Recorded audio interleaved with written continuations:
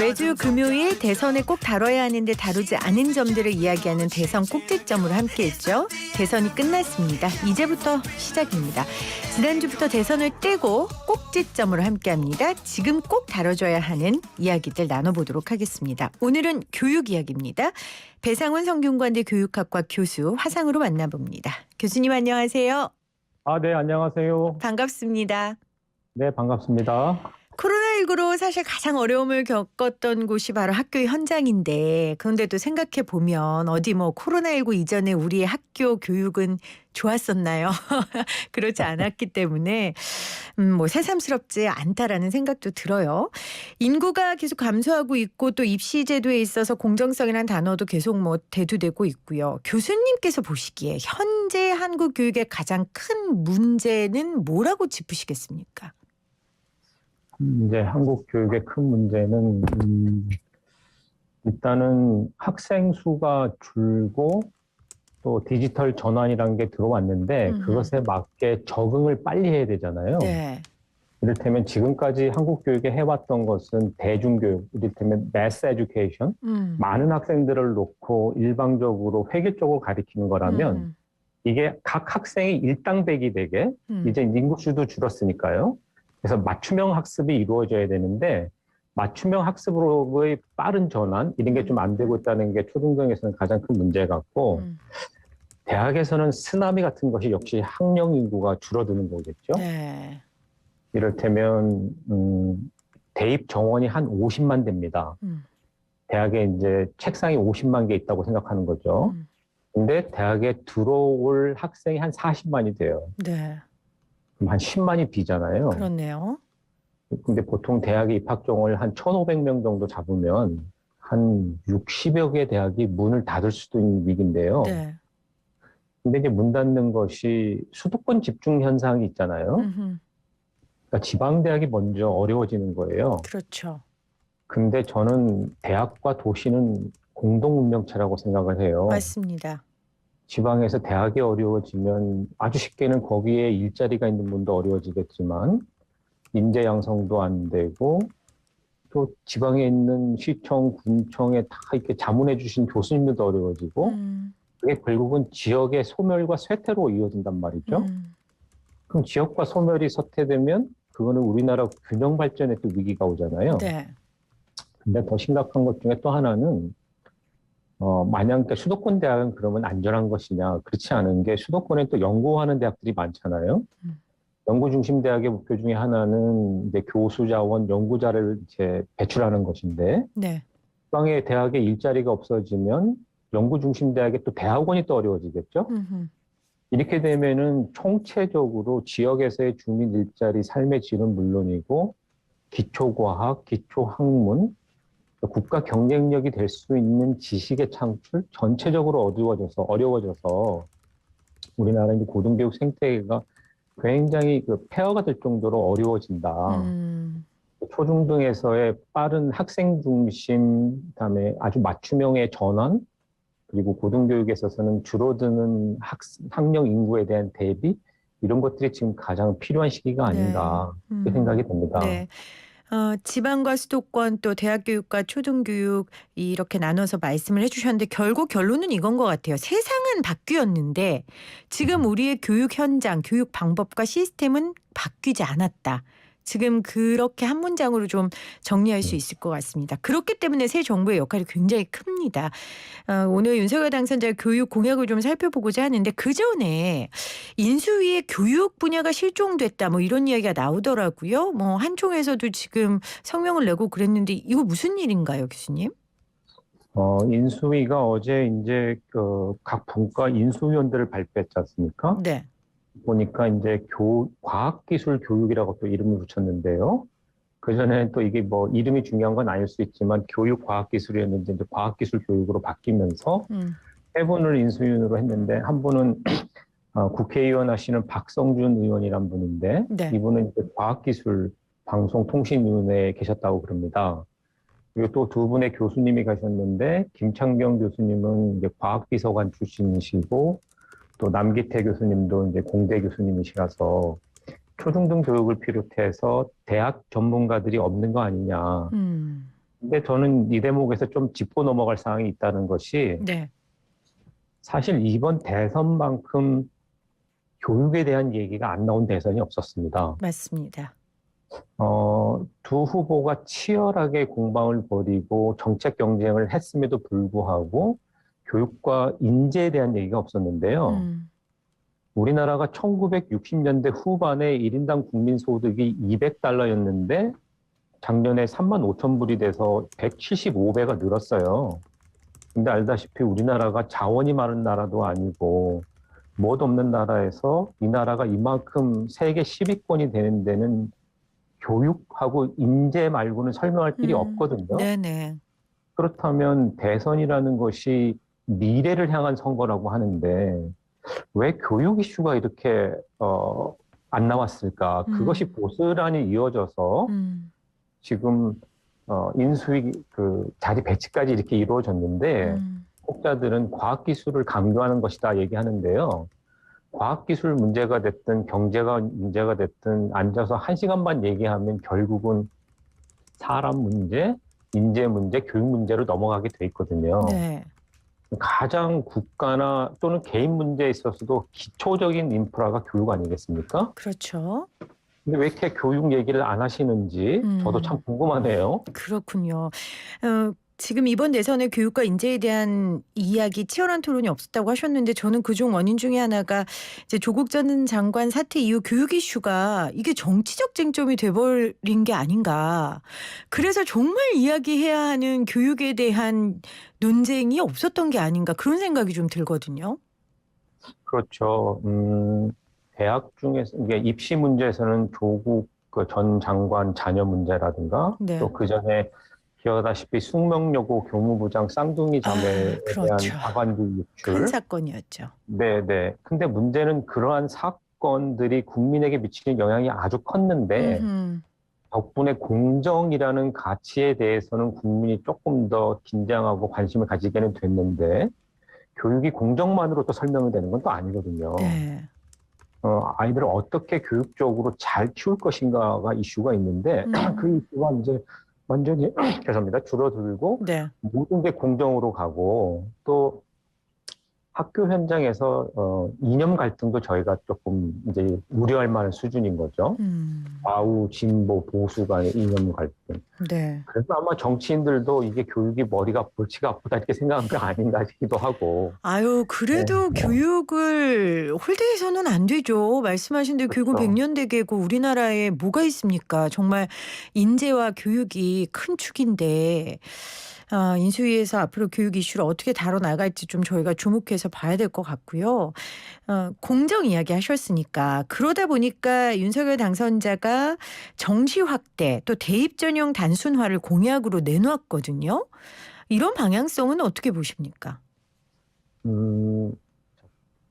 대입 제도를 디자인할 때는 3가지 요소를 고민해야 됩니다. 첫 번째는 이런 말이 있잖아요. 시험 문제 나온 대로 공부한다. 그러니까 교육적 타당성이라는 건데 대학에서 어떻게 뽑느냐에 따라서 고등학교의 교육 과정이 휘청거리는 거예요. 그러니까 교육적인 타당성을 분명히 고려해야 되고요. 두 번째는 절차적인 공정성. 이번에 조국 숙명여고 사태처럼 절차적인 공정성이 이제 확보가 돼야 되고 마지막으로는 대학의 자율성. 왜 대입은 대학이 학생을 뽑는 거니까. 네. 그런데 이 3개의 가치가 묘하게 균형을 이루어야 대입제도가 잘 가는 거거든요. 그런데 조국 사건 이런 사건이 있으면서 공정성이 압도적으로 이렇게 중요하게 부각이 되다 보니까 축이 완전히 한쪽으로 기울어져 버렸군요. 정확합니다. 그렇죠. 그래서 사실은 정시라는 것은 쉽게 얘기하면 수능으로 뽑는 거잖아요. 그게 현재 문재인 정부에서 30%로 늘렸다가 40%까지 늘렸어요. 함께 생각을 해보시자고요. 수능이라는 것은 우리 사회자님이나 저나 누구나 됐든 모든 사람이 한 날에, 한 시간에, 한 장소에 모여서 하나의 문제지를 풀고 점수를 줄을 쫙 세우는 거잖아요. 네. 정답을 반드시 찾아야 되는 거죠. 문제풀이 학습을 유도하는 거죠. 물론 뒤늦게 정신이 차져서 학생부 관리가 안 되는 학생이 있을 수도 있고 또 수능형 학생이 있을 수는 있는데 이게 너무 압도적으로 커져버리면 음흠. 이 고등학교나 심지어 초등학교까지 미치는 영향이 문제풀이 학습, 네. 오직 하나의 정답을 찾는 학습, 이 교육적인 타당성이 무너질 수가 있어서 저는 음. 새 정부가 이제 선거 때는 국민 여론이 공정에 대해서 굉장히 민감했으니까 음. 이렇게 얘기는 하겠지만 음. 이 교육적 타당성까지 잘 살펴봐가지고 네. 아까 사회자 말씀하신 앵커 말씀하신 것처럼 한 축이 기울어지면 네. 이게 다시 작용 반작용이라고 또 돌아갑니다. 음흠. 왜냐하면 이 사교육이 막 창궐할 것이고 고등학교 교육이 황폐화될 거고 오로지 수능 문제풀이만 앉아서 할 거거든요. 네. 그게 과연 우리가 생각하는 미래형 창의 인재를 기르는데 적합한 것이냐. 음. 사실 미국 같은 데서도 수능에 해당되는 SAT를 안 보는 대학들도 늘어나고 있어요. 그렇군요. 문제풀이기 때문에. 아하. 그래서 그거를 이번 인수위가 잘 고민을 해야 될 텐데 말씀드린다시피 이제 전문가가 있는지 잘못 궁금해집니다. 그 문제풀이 위주, 그러니까 성적만으로 학생을 뽑는 걸 좀 탈피하기 위해서 도입했던 게 수시 제도 아니었어요, 교수님? 근데 지금 이 부분에 네. 공정성 논란이 있었던 거고, 그럼 수시 제도의 사실 취지는 훌륭한 거니까 이 부분은 좀 어떻게 다듬어 가야 된다고 생각하세요?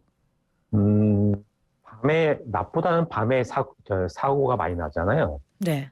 그럼 밤에 뭐 통행 금지 시켜버리면 사고 안 나잖아요. 그럴 순 그러니까 없죠. 그렇죠. 그러니까 사고가 있으면 그 사람을 딱 쪽집게처럼 집어서 일벌 100개 해야 되는데 음. 첫 번째는 이거예요. 우리나라 대학들이 학생 뽑는데 투자를 적게 합니다. 입학사정관, 서울대학교 같은 경우에만 입학사정관이 한 20, 30명 되는데 나머지 대학은 대여섯 명 가지고 움직인단 말이에요. 아, 쉽지 않겠네요. 그래도 수백 명을 뽑는 거예요. 그러니까 이게 학생부를 열심히 읽고 질적으로 판단해야 되는데, 그러니까 대학의 입학사정관 투자가 잘 안 된다는 게 하나가 있고, 두 번째는 역시 선생님들이 진정성 있게 학생부를 써줘야 되겠죠. 이 학생의 장점. 이를테면 이런 평균의 종말이라는 책이 있는데 학생이 가진 꿈, 특기, 흥미, 잠재력은 들쭉날쭉하다. 우리는 그 들쭉날쭉한 걸 찾아서 키워줘야 되는 거예요. 그런데 우리는 그렇게 안 하죠. 들쭉날쭉을 한 줄로 세우려고 하죠. 바로 그거죠. 그래서 방향은 한 70% 정도는 저는 역사적으로 대입시 제도는 수십 년을 그렇게 수렴돼 왔어요. 네. 한 70% 정도는 고등학교 때 평상시에 무엇을 경험하고 무엇을 배웠는지를 보고 전문적으로 평가해 주는 게 필요하고 거기에서 만약 교국이 됐든 숙명여고가 됐든 문제가 있으면 확실하게 일벌백계 하고 잘 못하는 대학도 확실하게 징계를 한다든지 이래야 되는데 네. 교각사루라고 목욕물 버리다가 애도 버린다고 이거를 그냥 뭐 밤에 사건이 많으니까 통행금지 시키듯이 그거는 교육적으로 타당하다고 보지는 않습니다. 그렇군요. 자, 오늘 꼭지점 배상훈 성균관대 교육학과 교수와 교육 이야기 나눠보고 있는데 교수님 아까 전에 지방대 소멸 이야기 하시면서 그게 결국 지방사회의 붕괴 결국은 지역 균형 발전을 가로막는 국가로서도 굉장한 손실 아니겠습니까? 그렇게 지적해 주셨는데 그래서 교수님께서 공유대학이라는 개념을 소개하셨어요. 이게 어떤 겁니까? 학생 수가 줄면 우리나라 대학은 등록금에 많이 의존을 하잖아요. 그럼 대학의 재정이 줄지 않겠습니까? 네네. 그렇게 되면 충원하려고 하는 교수가 줄 것이고 개설하는 과목이 줄죠. 반면 우리는 교육의 질을 유지해야 되잖아요. 학생의 선택권도 보장해야 되고 네. 들어오는 수입은 적은데 과거와 같이 과목을 개설하고 선택권을 유지하려면 서로 연합해서 십시일반해야 되죠. 근데 옛날에는 우리 학교 학생이 딴 데까지 이동해서 수업을 들어야 되니까 남의 집에 가서 수업을 듣는 거잖아요. 그런 게 어려웠지만 지금도 보시면은 우리 앵커는 저기 YTN에 계시지만 저는 제 연구실에서 줌으로 충분히 가능한 거니까. 그래서 재정은 줄었어도 교육의 질은 유지하고 학생의 선택권을 확보하기 위해서는 여러 대학이 가지고 있는 교과목, 교수 자원, 교육 자원을 쉐어하자. 그렇게 되면 A 대학에 들어갔어도 B 대학, 예컨대 이제 포항공대가 공대 아닙니까? 네. 인문사회 계통이 적잖아요. 그래서 포항공대 총장님이 연세대학교하고 이렇게 공유대학을 하는 거예요. 음흠. 그게 이제 요새 AI가 유행이잖아요. 제가 조사해 보니까 성균관대나 이런 큰 대학은 AI를 가르치는 교수님이 한 20분 되는데 지방 가면 5명 안팎입니다. 그렇군요. 그러면 지방대학은 AI를 배우지 말아야 되나요? 그렇지 않잖아요. 그럼 안 배우면 격차가 더 벌어지잖아요. 배움의 그렇죠. 격차가. 네. 그렇죠. 그렇다면 요새가 이제 플랫폼이 유행이잖아요. 음흠. 플랫폼 교육 플랫폼을 만들어서 수업을 탑재하고 그것을 선택해서 내려받게. 네. 그렇게 되면 지방의 대학이 재정이 줄어도 망하지 않거나 없어지거나 사라지지 않고 자기 몫을 유지하면서 교육의 질도 유지할 수 있는 일종의 이제 공유 대학을 만들어야 되겠다. 특히 이런 온라인 수업은요, 경제학의 한계 비용이라는 게 있는데 제가 수업을 할 때 온라인에 100명, 1000명이 들어도 비용이 추가되지 않는 거예요. 네. 모든 게 온라인으로 될 필요는 없겠지만 지방의 대학을 살리면서 교육의 질을 유지하고 특히 지방에 가면은 거점 국립대라는 게 있습니다. 네. 뭐 경북대, 부산대 이런 대학은 정부의 지원도 받고 큰 대학이기 때문에 이를테면 철학과 국문학과 사학과 같은 걸 유지할 수가 있어요. 네. 반면 지방의 조그만 사립대학은 어렵겠죠. 그렇겠죠. 그렇다면 지방의 거점 국립대가 그 수업들을 지방의 중소규모 사립대학에 제공한다고 생각해 보세요. 전체적으로 다 살아날 수 있고 이게 공존과 상생과 연대 아니겠습니까? 네. 그리고 코로나19로 그 플랫폼이 사실 충분히 마련됐고 대중화됐기 때문에 이 부분은 뭐 결단해서 내일이라도 할 수 있는 부분인 것 같아요. 근데 지방대 입장에서는 이게 좋은데 수도권 대학에서는 이렇게 했을 때 이점이 있어야 되잖아요, 교수님. 네네. 어떤 게?